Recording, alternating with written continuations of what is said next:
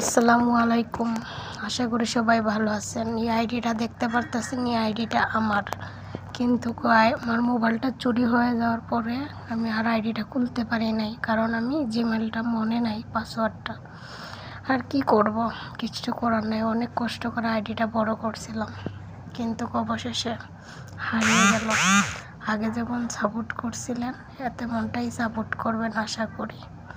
পাশে আছি, পাশে থাকবো, আপনারাও আমার পাশে থাকবেন, কারণ সবাই আমরা একই। আপন ভেবে সাপোর্ট করবেন, পাশে থাকবেন। ইনশাআল্লাহ আমি আপনাদের পাশে আছি। কষ্টের কথা আর কি বলবো, কিছুই বলার নাই। আলহামদুলিল্লাহ এখন একটু ভালো আছি, মনটা ভালো। কারণ কি করব, চলে যাওয়া জিনিস তো আর কখনো ফেরত আসে না। আপনারা আছেন তো।